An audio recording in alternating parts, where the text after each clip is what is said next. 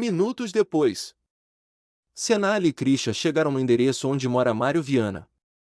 Cenália nota na sala dele um verdadeiro laboratório químico camuflado. Também notou o mesmo líquido preto que vem lá do quarto dele. Cenália, Krisha, venha comigo. Cenália e Krisha entram no quarto e, outra surpresa. Mário Viana, na cama, nu e morto, com um tiro na testa e, o mais surreal, a oficial da Marinha Carolina Granti, nua, e também com um tiro na testa. Os dois, nus, agarrados um ao outro. Cenália e Krisha se entreolharam perplexos. O caso está longe de ser resolvido. A terceira cena do crime, o fim do jogo. A respiração de Cenália e Krisha se acelerou ao entrarem no quarto. O cenário era surreal. Mário Viana, o mentor do crime que eles tinham certeza de ter desvendado, estava morto. E ao seu lado, na mesma cama, estava a oficial da Marinha Carolina Granti, a noiva em luto de Bruno Correia, também morta. Os dois, nus e em um abraço macabro. O detetive Cenália, chocado, rapidamente pegou o rádio. Cenália, Vila Nova, é o Cenália. Altere a rota de toda a equipe para este endereço. O caso não está encerrado. Na verdade, ele acaba de começar. Ele e Krisha se entreolham, a perplexidade evidente em seus rostos. A cena era um pesadelo. A narrativa que eles haviam construído, de um crime de vingança e rivalidade profissional, desabou diante de seus olhos. Cenália, a história de um assassino solitário, movido por inveja, não se sustenta mais. Krisha, a Carolina. O choro, o luto, era tudo uma farsa? Ela parecia tão abalada. Cenália, a cena aqui diz o contrário. Ou Mário Viana e ela eram amantes, ou o assassino quis nos fazer pensar isso. Mas a questão principal continua. Quem os matou? A investigação agora tinha um novo e perturbador capítulo. O atentado não era sobre um projeto de engenharia, mas sim sobre algo muito mais pessoal. O amor, a traição e, talvez, a vingança de um terceiro. As peças do quebra-cabeça que pareciam se encaixar agora formavam um desenho completamente diferente. O motorista Mário dos Santos, o gari Fred Pisotto, o oficial Bruno Correia e agora Mário Viana e Carolina Granti, todos conectados por um fio de morte. Cenália se vira para Krisha. Cenália, temos que chamar a doutora Lívia imediatamente. Ela precisa nos ajudar a entender a psicologia por trás disso. Quem mais sabia do relacionamento deles? Quem tinha um motivo para matar a ambos e encenar essa cena bizarra? O detetive Cenália sabia que a resposta não estava mais em um laboratório, mas no coração humano. Terceira cena do crime, a equipe completa. A equipe forense, liderada pelo inspetor Villanova, chega ao local. O silêncio do bairro é quebrado apenas pelo som dos passos apressados. O choque e a perplexidade de Cenália e Krisha são rapidamente substituídos pela determinação profissional da equipe. A doutora Lívia Napolitano, a analista comportamental, entra no quarto e observa a cena. Ela se concentra na posição dos corpos, na nudez e na proximidade. Ela murmura para si mesma. Isso é encenação. Uma mensagem. O assassino queria que nós encontrássemos os dois assim. Dr. Alfredo Plutônio, o químico, se dirige diretamente ao laboratório camuflado na sala. Seus olhos brilham com a curiosidade científica. É aqui que ele produziu a neurotoxina, ele diz, já começando a catalogar os equipamentos e os componentes químicos.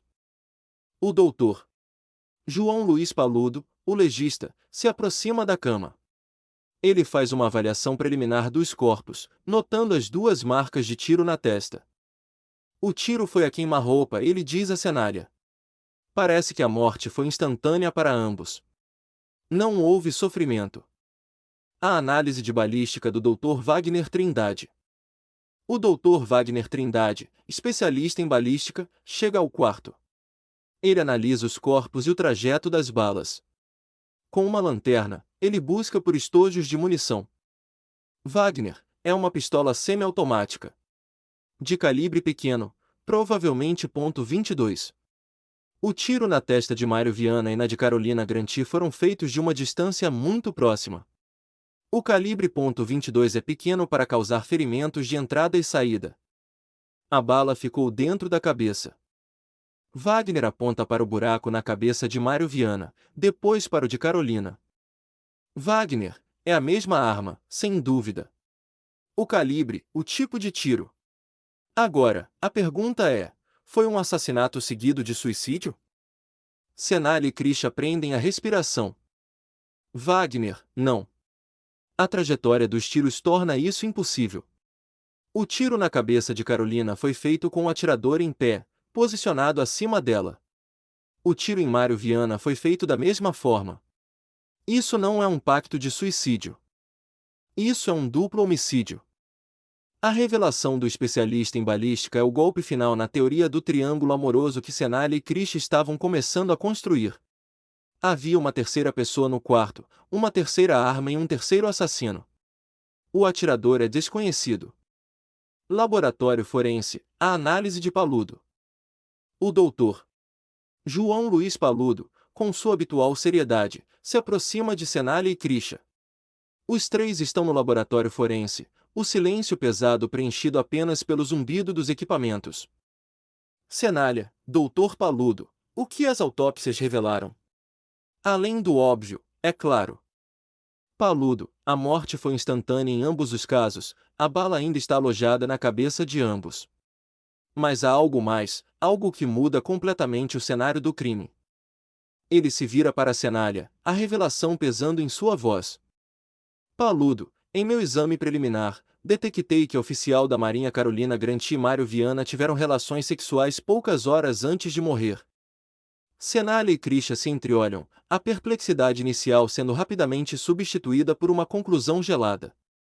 Krisha, então a história da rivalidade profissional era apenas uma cortina de fumaça. Era um triângulo amoroso. Senalha, o atentado contra Bruno não foi sobre um projeto. Foi sobre traição. Ele descobriu que a noiva e o rival de trabalho eram amantes, e eles o mataram. A descoberta de Paludo confirmava a traição, mas a questão crucial ainda permanecia: quem os matou? A análise de balística de Wagner já havia descartado a possibilidade de um pacto suicida. Senalha, alguém sabia desse relacionamento. Alguém teve um motivo para matar ambos e encenar essa cena bizarra. Isso não é um ato de raiva aleatório. É um assassinato calculado, e o assassino quis que encontrássemos os dois exatamente assim, para sabermos a verdade. A investigação agora tinha um novo e perturbador rumo. Quem estava por trás da morte de Bruno, Mário dos Santos, Mário Viana e Carolina Granti? O assassino é inteligente, meticuloso e tem um motivo profundo e pessoal. Ele não está apenas limpando as pontas soltas, ele está fazendo uma declaração. O caso está longe de ser resolvido. Laboratório forense, o fio da meada. O detetive Senalha e o inspetor Villanova, junto com a agente Krisha, se encontram no laboratório de análises de DNA, aguardando o resultado final da doutora Luciana Ponciano. A última cena do crime, com o duplo assassinato, os deixou sem direção. Eles precisavam de uma pista. Luciana, com uma expressão focada, se vira para a equipe, segurando uma pinça com um pequeno pedaço de tecido. Luciana, encontramos isto perto da cama. Estava preso em um dos lençóis. A análise é conclusiva.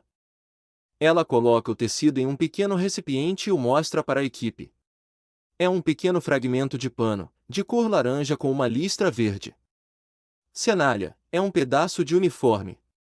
De quem? Luciana, a textura e as cores batem com a descrição de um uniforme de gari.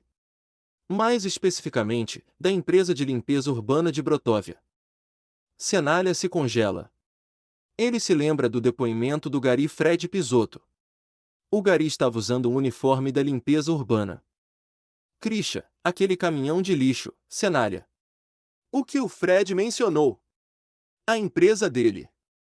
Luciana continua, sua voz metódica, mas com um toque de descoberta. Luciana, eu extraí o DNA do fragmento de tecido. O perfil não pertence a Mário Viana, nem a Carolina Granti. E eu o comparei com o único perfil que tínhamos de testemunha no banco de dados. O silêncio na sala é total. Luciana, O DNA pertence a Fred Pisotto. O Gari.